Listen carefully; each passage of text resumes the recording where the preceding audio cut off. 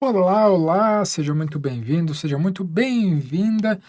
Esta semaninha de carnaval aí, professor André Adriano, para trabalhar com você alguns temas aí do nosso CDC dentro dessa matéria aí, que é uma das duas principais matérias do nosso concurso do Banco do Brasil. Por quê? Principal porque tem mais questões, né? Juntamente com informática, o tema vendas e negociação acaba tendo mais espaço. Nessa próxima cerca de uma hora, eu trouxe questões de bancas outras que não a Sesgran Rio. E aí você se pergunta, mas por que, André? Se você já esteve aqui na nossa última aula, na minha última aula, né? Nossa, eu estava sozinho? Não, nunca estamos sozinhos. Porque temos toda uma equipe por trás, sempre é bom lembrar. Eu só sou o transmissor da informação aqui mais imediato, mas temos aí o nosso técnico ajudando na reprodução, nossa equipe pedagógica, fora o pessoal da TI, né, para construir toda a própria estrutura do que se você já imagina o tamanho da estrutura. Então, quando falamos aí no plural nesse caso, é para demonstrar que esse ato não é um ato ou um ato individual, mas um ato coletivo. Muito bem.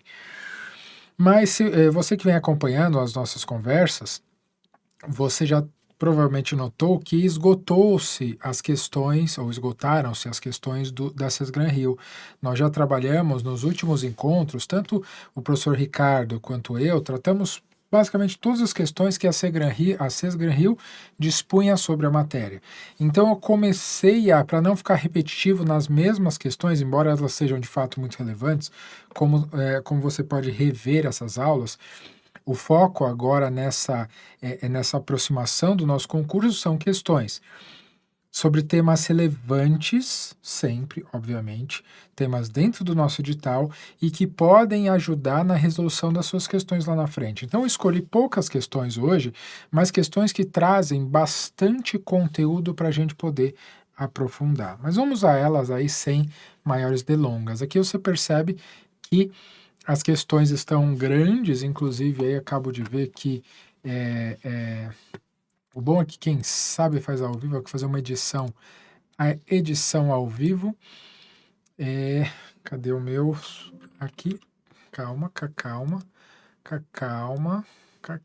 que isso daqui, ó, assim, agora ficou bonito.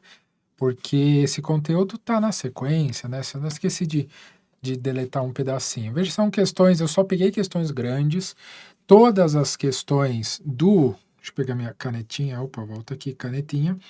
Todas as questões extremamente recentes e todas aí referenciadas para você poder encontrar caso deseje.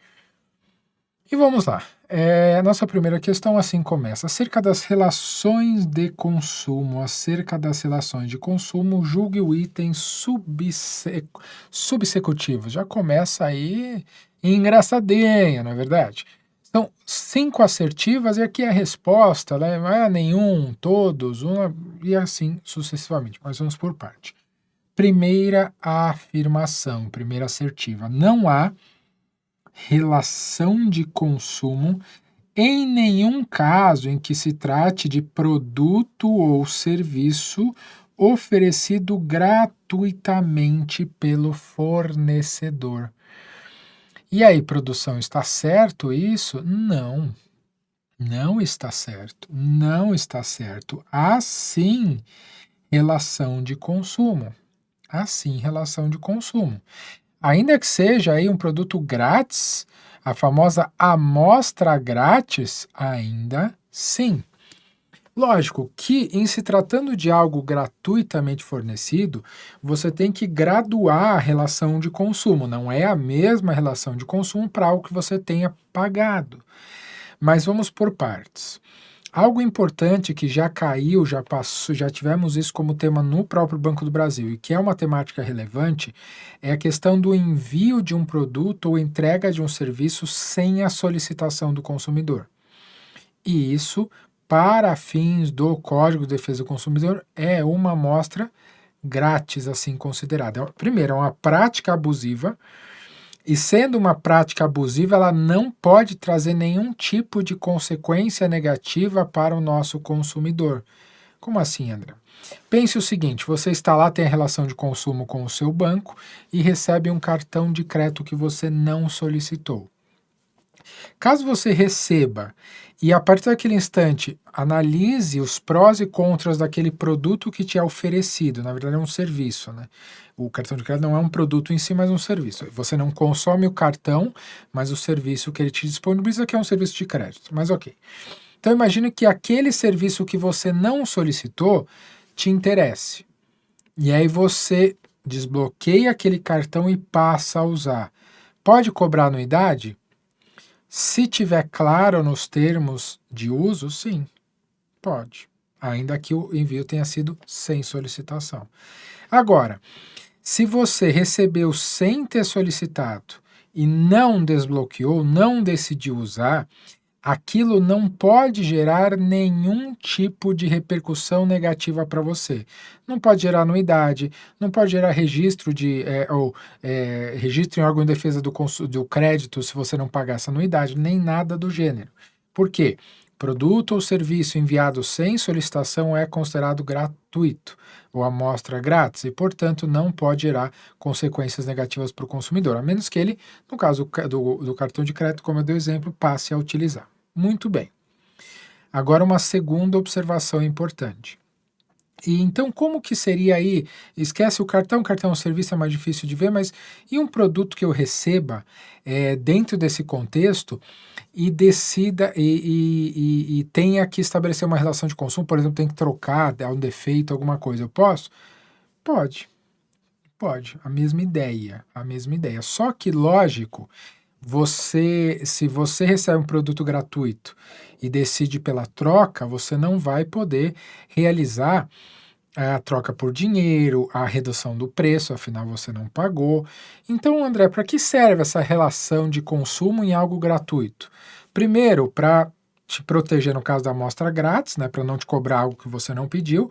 E segundo e mais importante, a proteção essencial, que é justamente isso que caracteriza a relação, é se esse produto ou serviço tiver um vício, se ele fizer mal. Você deve ter visto há pouco tempo que você está estudando para o Banco do Brasil, você está acompanhando notícias, especialmente notícias do mercado financeiro, nas nossas atualidades, mas é bom ter uma visão geral. Isso pega um pouquinho na parte econômica, mas que a Anvisa ela suspendeu a produção e venda de algumas pomadas. Eu não sei exatamente o contexto, mas são pomadas que usavam, acho que no cabelo ou no rosto, eu não sei explicar. Eu vi só a manchete, aquele leitor de manchete, mas que causaram cegueira, ainda que parcial, em quem utilizava. Imagine que você tivesse recebido gratuitamente essa pasta, essa pomada, sei lá. Não é relação de consumo, você não pode reclamar pelo dano causado? Lógico que pode. Então a principal proteção está justamente aí, está justamente aí, está justamente aí. Muito que bem. Então a assertiva 1 já está errada. Vamos ver se isso nos ajuda de alguma maneira. Nenhum item está correto, pode ser. Apenas o 3 correto, pode ser. Eu elimino já esta que tem a 1, porque a 1 eu tenho certeza que está errado, e elimino também esta que também tem a assertiva 1. Muito que bem. Assertiva 2. Aplica-se o CDC, o Código de Defesa do Consumidor, às relações locatícias, equiparando-se o inquilino ao consumidor. Equiparando-se o inquilino ao consumidor. E aqui não, tá? Não há essa equiparação, está errado. Não se aplica. Não se aplica. Como assim não se aplica? Veja, alguns casos, nem toda relação, vou até abrir um slide aqui, nem toda relação aplica-se o CDC. Vou colocar aqui assim, exclusões do CDC. São algumas relações que até podem parecer relações de consumo, mas não são. Vou colocar aqui só as principais, tá? Só as principais, as que têm aparecido mais. Primeiro, essa para a gente é a mais importante. São aquelas relações com entidades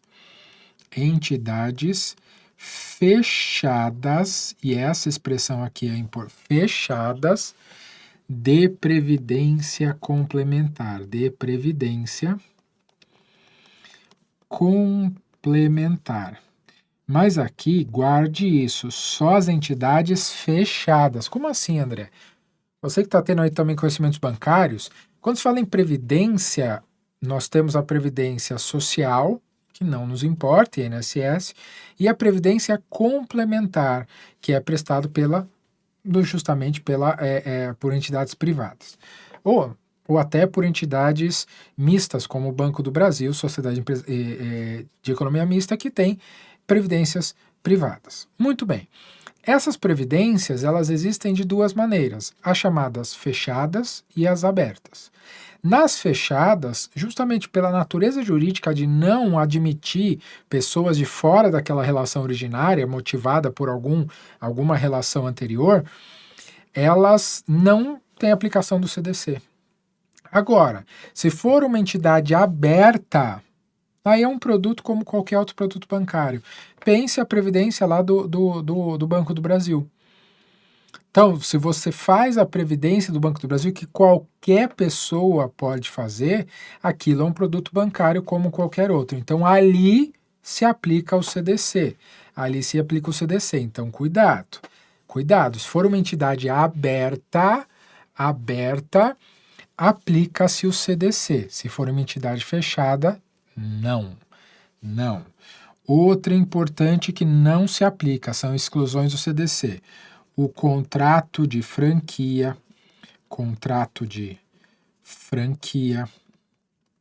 Outro importante, a relação tributária. Aqui o dever de pagar tributos que nós temos.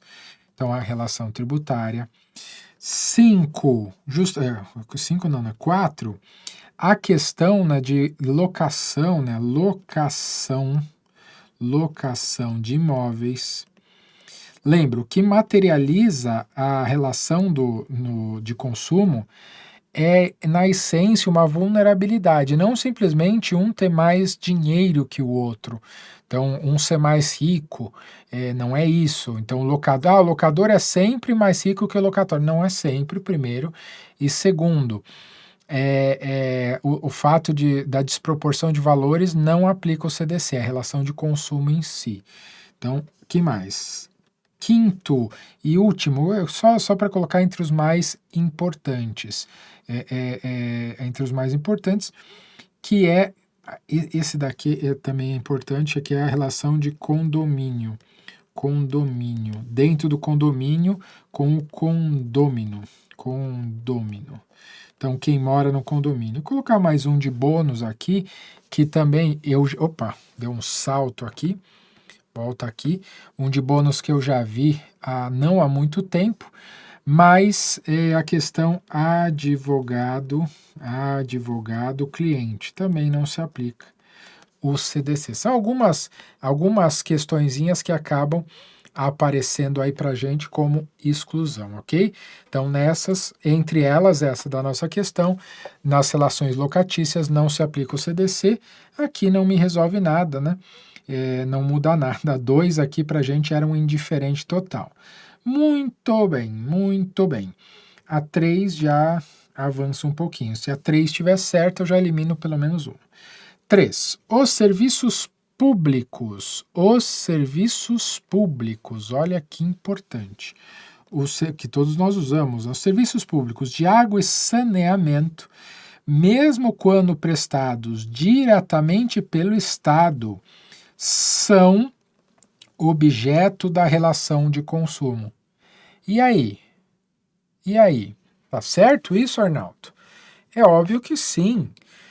Tanto a água, a luz, o gás, aqueles produtos básicos que nós recebemos, ainda que prestados diretamente pelo Estado.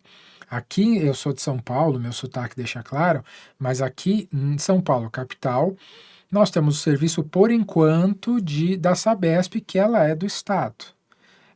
Provavelmente ela vai ser privatizada, tá um movimento nesse sentido, até com aparentemente plano de demissões, mas ok, indiferente.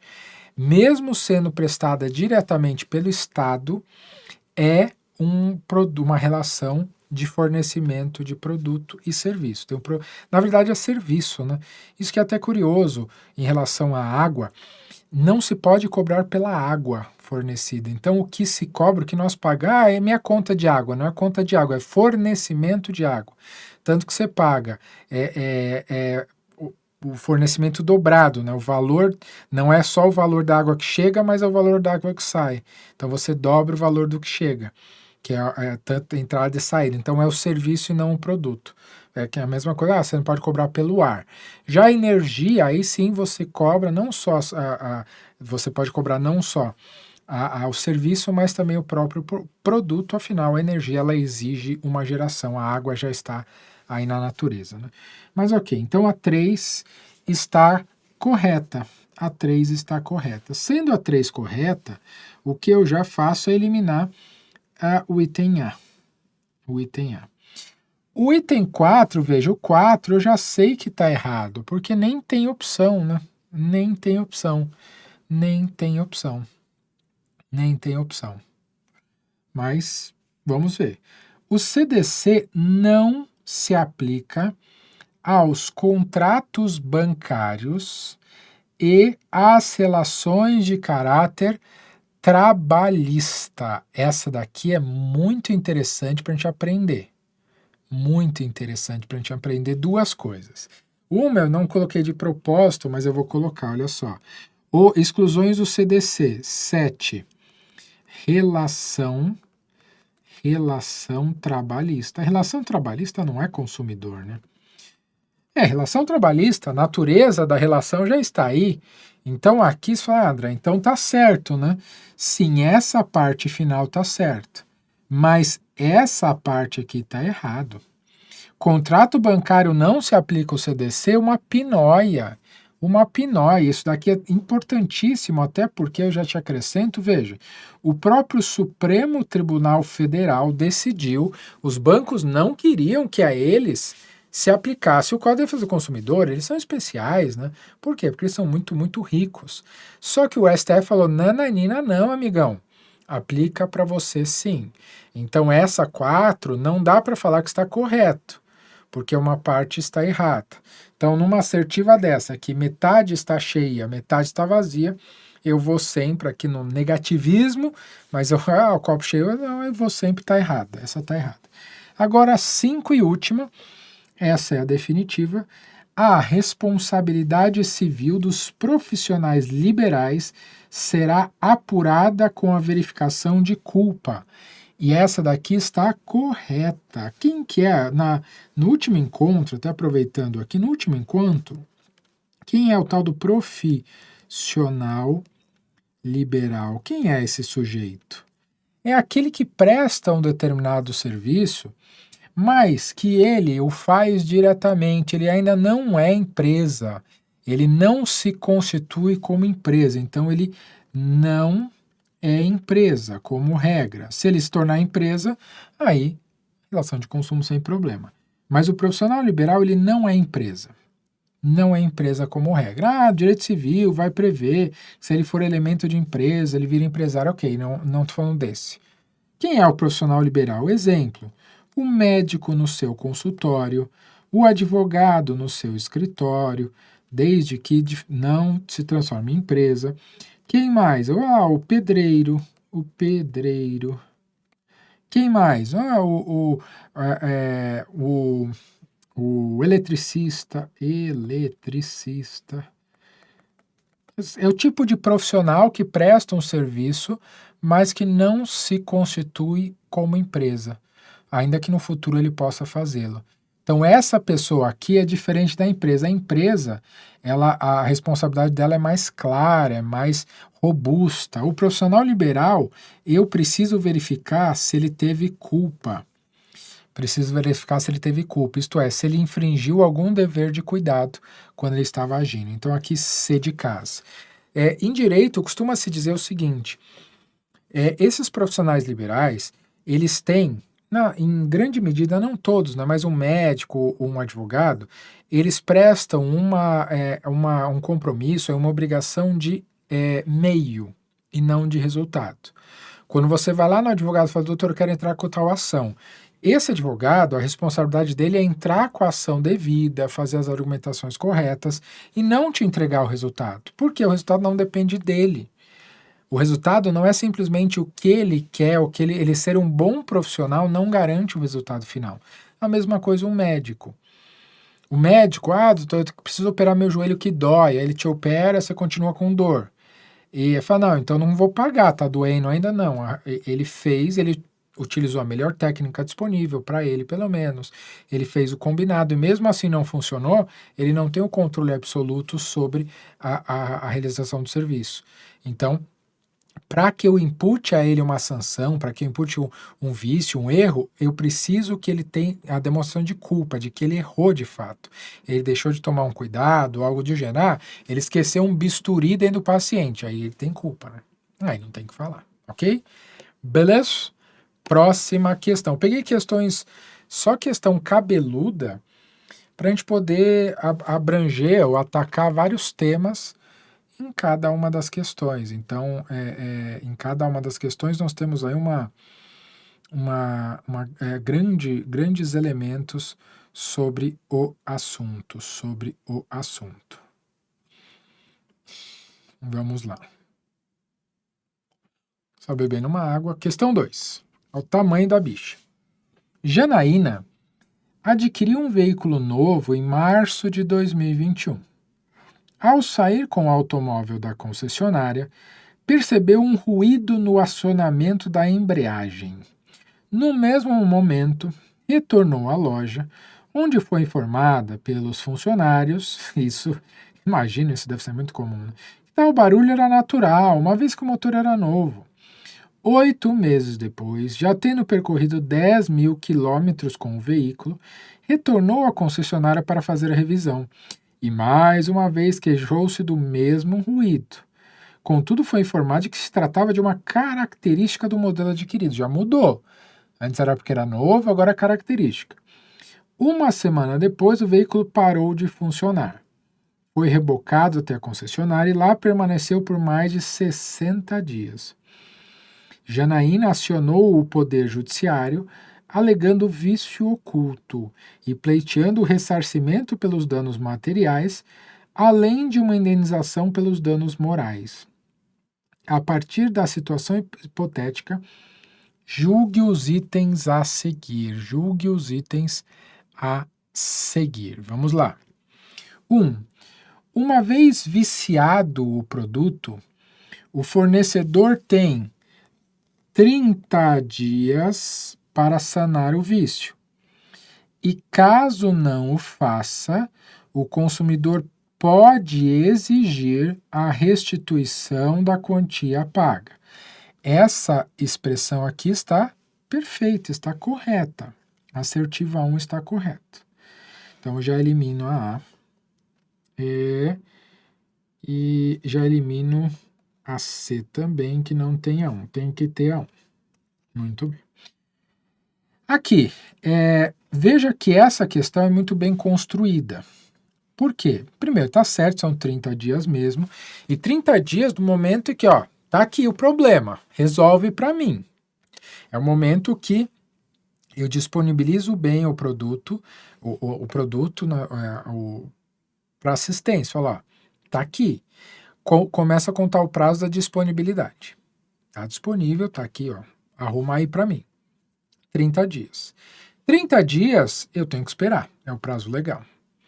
Se a empresa não resolver o problema em 30 dias, surge para o consumidor 3 caminhos que ele pode adotar, surgem no caso. 3 caminhos. Ele pode ficar com a coisa como está e pedir um abatimento no preço. Não é o caso aqui do nosso exemplo, porque se não está funcionando, não tem como, ok. Segunda opção, pode pedir a substituição daquele produto, no caso do carro, por um outro igual, sem o vício.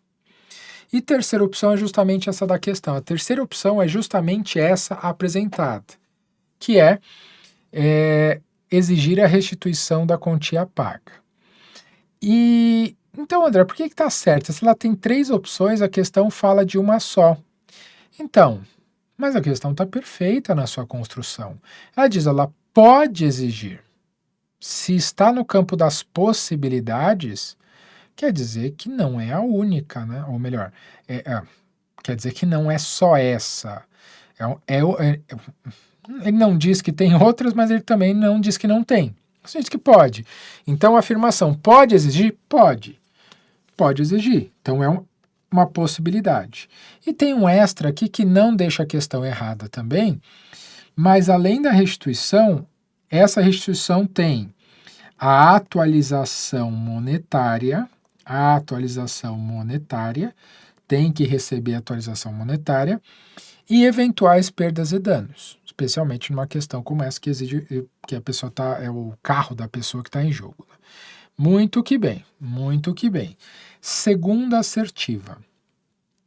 Em se tratando de vício oculto, o prazo decadencial de 90 dias se inicia no momento em que fica evidenciado o defeito. E aí, produção, confere? Sim, confere. Deixa eu abrir um slide, o seguinte. Quando eu tenho vício ou defeito, eles podem ser de dois tipos.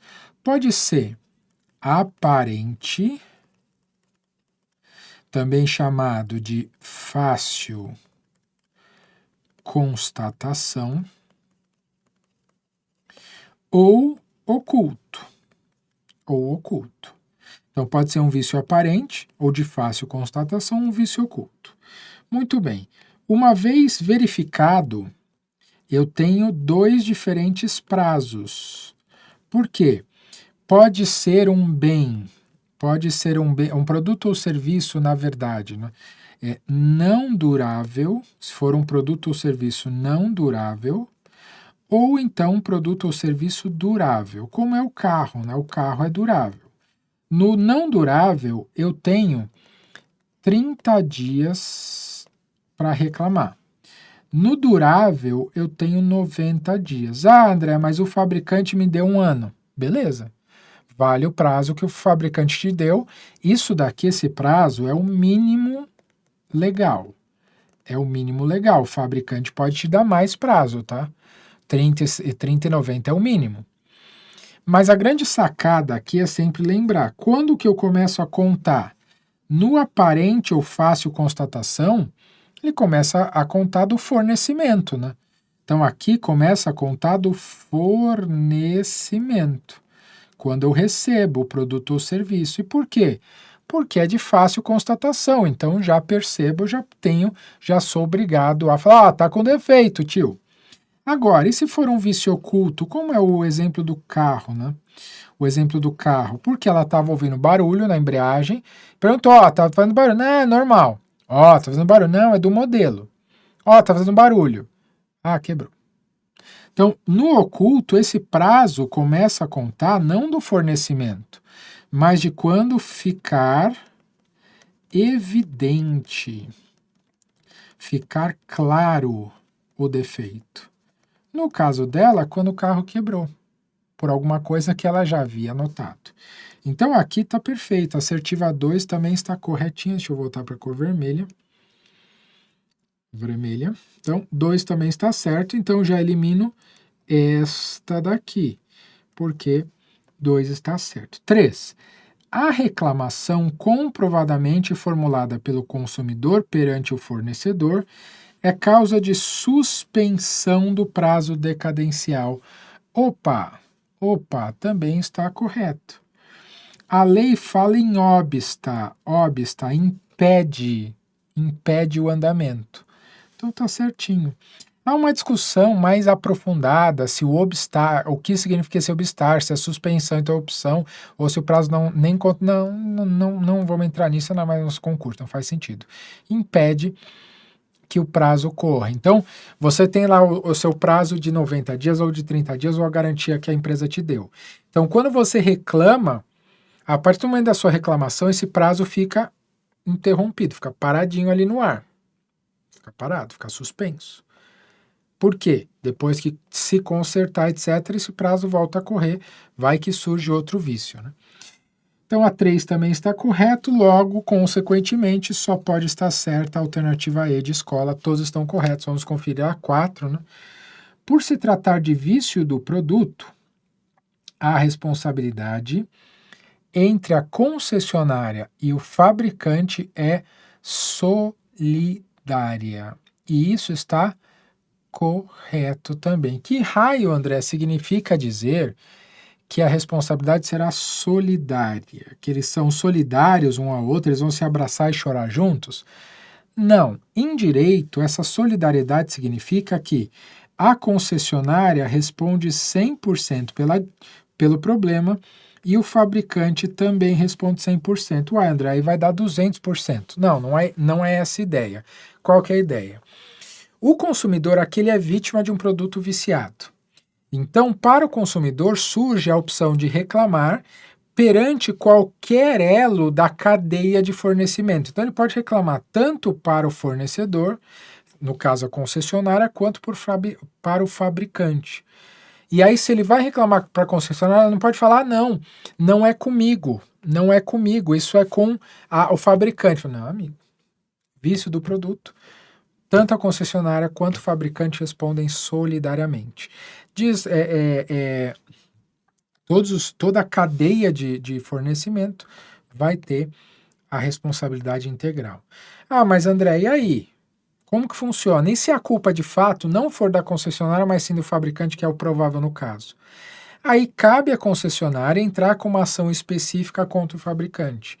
A ideia aqui não é proteger o fabricante, ou proteger a concessionária, nada do gênero. A ideia é proteger o consumidor. Não passar para o consumidor a dor de cabeça de resolver um problema que não é dele. Esse problema não é dele, não cabe a ele a análise de quem é o responsável. A questão é que ele sofreu e ele já é o vulnerável na relação. Então o nosso consumidor ele vai ser salvo de toda essa tormenta e aí as pessoas da cadeia de consumo que se virem nessa relação. Beleza? Próxima questão da tela. Terceira questão. Enquanto você lê, vou beber uma água.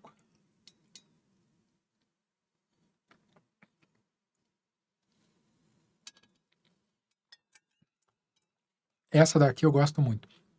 Primeiro, todas as questões desse que eu separei hoje, eu escolhi, lógico, fui eu que fiz as questões, não, mas eu que fiz a separação, mas eu escolhi essas questões especificamente, essencialmente, porque são casinhos e que trazem vários elementos que já caíram direta ou indiretamente no nosso concurso. Então, em todas elas eu acho bem válido o nosso diálogo no dia de hoje. Mas vamos lá. Mariana comprou uma roupa nova pela internet. Aqui é interessante que o meio foi fora do estabelecimento, a internet é uma das espécies, e quando diz roupa nova é para dar aquela, não é entre particulares nem nada, né? Bom, ao receber o produto em casa, além de não ter gostado do tecido, notou que o tamanho da roupa não lhe caiu bem. Então, estou falando de tamanho. Que é justamente por isso que onde vende-se roupa tem os provadores, né? Para não ter essa desculpa. Razão pela qual pretende exercer o direito, adoro isso, direito de arrependimento. Adoro o direito de arrependimento. Acerca dessa situação hipotética e do direito de arrependimento, julgue os próximos itens. 1. Uma vez que a roupa foi adquirida em loja virtual, Mariana não tem direito de arrepender-se do animal. Não. É justamente por ter sido adquirido em loja virtual, na hipótese que sim, ela tem o direito. Então a 1 está errada. E a 2, Mariana pode exercer o direito de arrependimento, certo, pode exercer. Por quê? Loja virtual, por telefone, por catálogo, são todas espécies do gênero aquisição fora do estabelecimento. E aqui brevemente, para a gente entender melhor essa relação, veja. Aqui não é porque é roupa. Uma coisa é você adquirir algo no estabelecimento, outra é fora dele. Ainda que você conheça o produto, a questão não é essa. No estabelecimento você vê o produto, você toca o produto, você tira ali naquele momento suas dúvidas. Se desejar, você pode pedir para abrir a caixa do produto para ver se ele veio inteiro. Eu odeio isso. Faz tempo que eu não compro em loja física, mas tem uma loja específica aqui de São Paulo, não sei se ela é nacional, eu não vou falar o nome, mas é uma loja que eu tenho muitos. Eu já comprei coisa que eu tenho certeza que era de vitrine, eles só reembalaram, e é triste. Mas eles têm a mania de quase não dá tempo de você falar não, ele já abre a embalagem para não, eu ter a experiência de abrir. Pô, parece uma criança quando eu compro alguma coisa nova. Não só nesse momento, mas chega lá o celular, nossa, abrir, aquele cheirinho de novo. E quando o sujeito abre, já mete a mão, já bota daquele jeito, eu não gosto, eu não gosto. Fora que vai encher de Covid, os paradas, não só Covid, né, mas coliformes fecais, não confio. Eu prefiro receber fechadinho e eu abro no aconchego do meu lar. Ou na saída ali quando tá na ansiedade. Mas de todo modo, o principal na loja, você tem todo o contato necessário para fazer a melhor aquisição possível, embora às vezes você seja enganado um pouquinho. Fora do estabelecimento, você não tem isso. Então você aumenta muito a chance de. A roupa é o mais evidente, não cabe, não é o tecido que você achava. Uma TV que você compra, chega, você vê, nossa, a imagem não é o que eu achava. Nossa, o computador não é o peso que eu esperava, a sensação. X. Então você tem uma série de elementos que só a foto, só o vídeo não traduzem para a sua prática. Então chega e você vai fazê-lo. Aí você fala, mas poxa, então é legal, né? Que aí você comprou fora, telefone, internet, catálogo, chegou na sua casa, você recebeu, você tem 7 dias para se arrepender. E esse arrependimento, a questão continua e é claro, sem necessidade de motivação para desistência. Você não precisa justificar. Algumas empresas vêm com aqueles campos, aí vem lá embaixo. Não desejo informar. Clica lá. Se você quiser informar, beleza. Se não, não precisa. Não precisa. Porque é arrependimento. Arrependimento não precisa de motivação. A motivação é aquela que está na sua cabeça. Mas, André, isso não fica injusto, porque, veja, eu posso receber, posso abrir, posso até usar, o negócio tem os 7 dias. E aí não é ruim para a empresa? Não, é o custo-benefício. A empresa que faz essa venda, ela vai ter uma parcela das pessoas que vão devolver. Algumas pegam, isso é um modelo americano e dá muito certo lá, aqui a gente ainda está engatinhando. Quando a pessoa pega e devolve, o que eles fazem? Eles verificam lá até um computador. Pega o computador, faz uma análise, vê se está formatado, bonitinho, está zerado, não tem nenhum dano físico, e eles botam para revender chamado de caixa aberta, lá, o open box. Algumas lojas no Brasil já estão fazendo isso. Seria o antigo produto de vitrine da loja física. Então é o produto devolvido. Faz uma verificação, se tiver tudo certo, devolve sem problema, ok? Só beber uma água. Secou a boca total.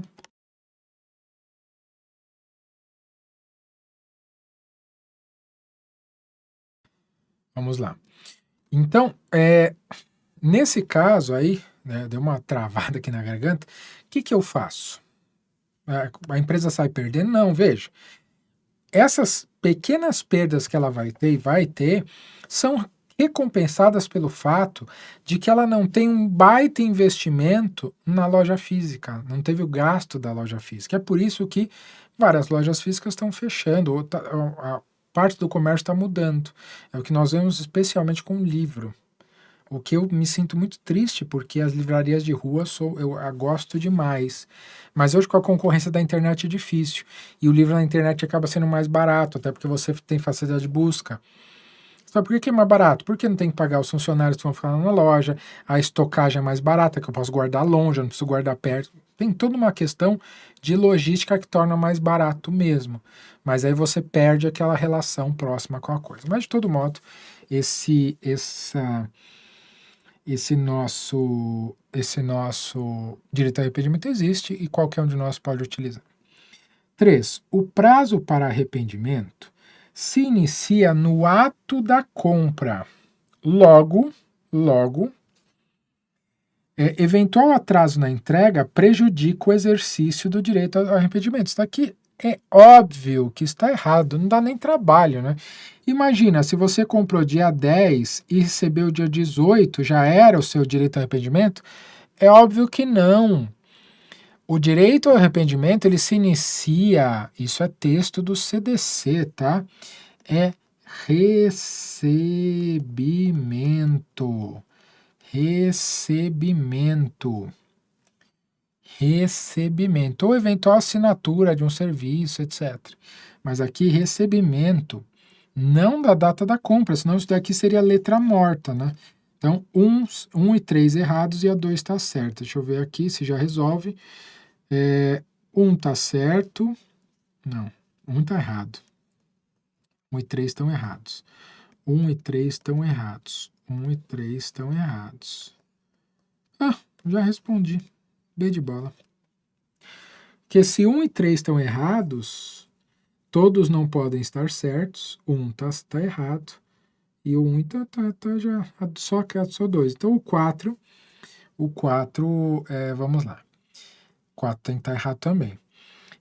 Exercido o direito de arrependimento, os valores pagos por Mariana serão devolvidos a ela, até aqui está perfeito, necessariamente em forma de crédito para aquisição de outros produtos junto ao mesmo fornecedor. Necessariamente não.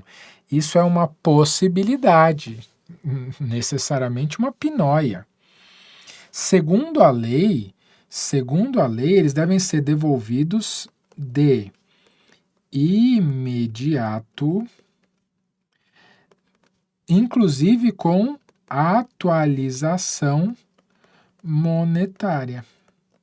Isso daqui eu confesso que eu nunca vi. Nunca vi uma atualização monetária, mas pela lei é possível. Na verdade, nem possível é devida, né? Pela lei seria obrigatório ter atualização monetária. Firme?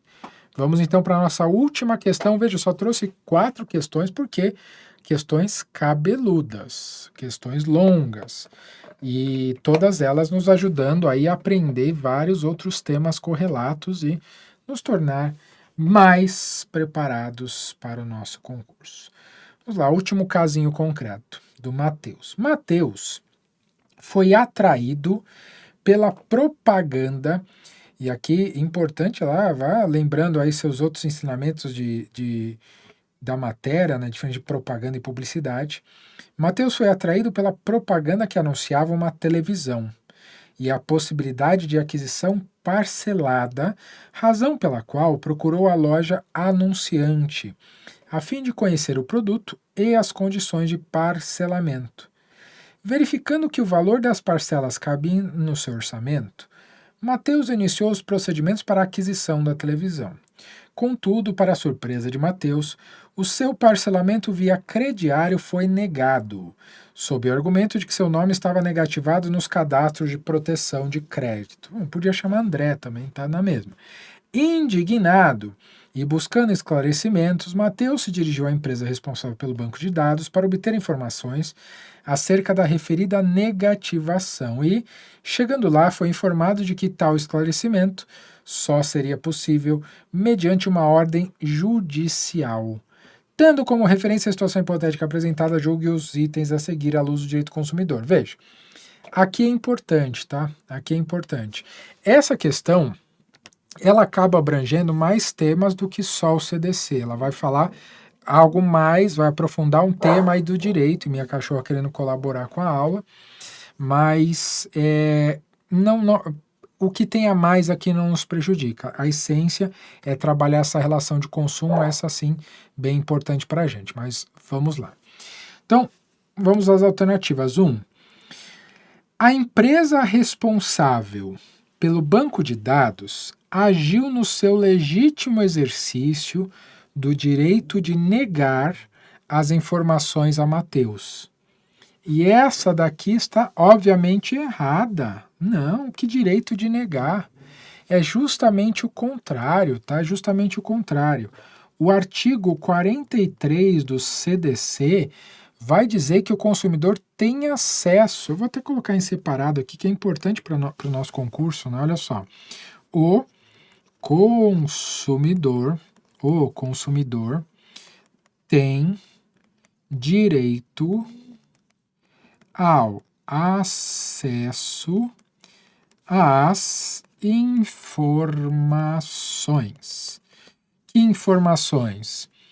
Em cadastros, em fichas, em registros, dados pessoais. Opa,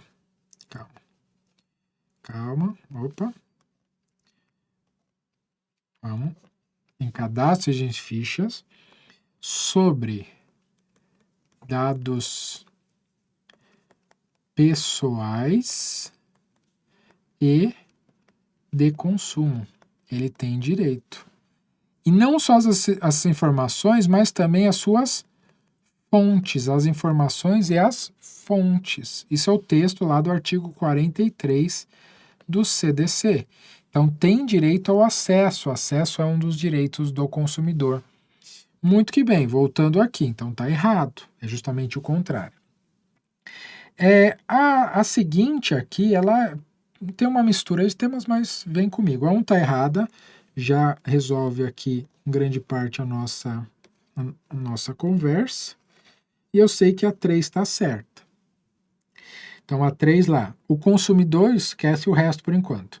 O consumidor tem direito a amplo acesso às informações constantes do banco de dados pertinente à sua pessoa, razão pela qual a recusa da empresa configura crime.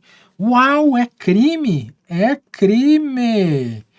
Crime contra a relação de consumo.